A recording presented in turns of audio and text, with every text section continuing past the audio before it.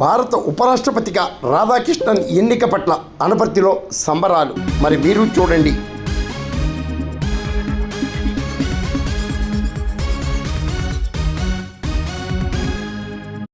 భారతదేశ ఉపరాష్ట్రపతిగా రాధాకృష్ణన్ ఎన్నిక కావటం పట్ల తూర్పుగోదావరి జిల్లా అనపర్తిలో సంబరాలు నిర్వహించారు.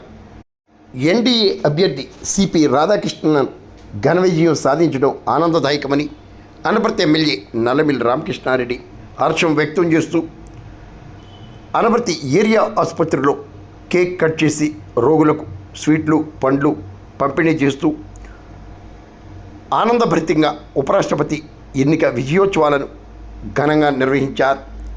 ఒక నిబద్ధతతో నిజాయితీతో భారతీయత ఉట్టిపడేలా ప్రతి విషయంలో తనదైన ముద్ర వేసిన ఘనత రాధాకృష్ణన్దేనని రామకృష్ణారెడ్డి అభివర్ణించారు. ఎన్డీఏ తరఫు అభ్యర్థిగా పోటీ చేసి అఖండ మెజారిటీతో విజయం సాధించడం జరిగింది. ఉపరాష్ట్రపతి ఎన్నికలో ఇండియా కూటమి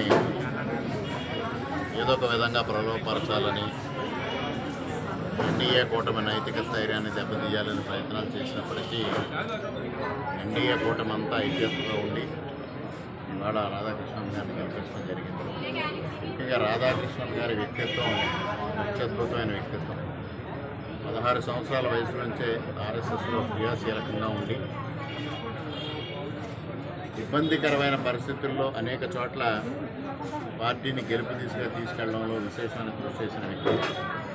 ఒక నిబద్ధతతో నిజాయితీతో భారతీయత ఉట్టిపడేలాగా ప్రతి విషయంలోని తనదైన ముద్ర వేసి వారి జీవన ప్రయాణం కొనసాగించడం జరిగింది. ఇటీవల కాలంలో ఎన్డీఏ ప్రభుత్వం కేంద్రంలో వచ్చిన తర్వాత 3 రాష్ట్రాలకి గవర్నర్గా వారు పనిచేయడం జరిగింది. ఇప్పుడు ప్రస్తుతం మహారాష్ట్ర గవర్నర్గా ఉన్నారు. వారిని ఎంపిక చేయడం ద్వారా ఒక అత్యుత్తమమైన సందేశాన్ని ఇవాళ భారతదేశానికే కాకుండా యావత్ ప్రపంచానికి పంపించడం జరిగింది. మరలా వారిని ఎంపిక ద్వారా కూడా ఒక అత్యుత్తమైన సందేశం ఇవాళ ప్రపంచానికి వెళ్ళిన పరిస్థితి మారుస్తాము.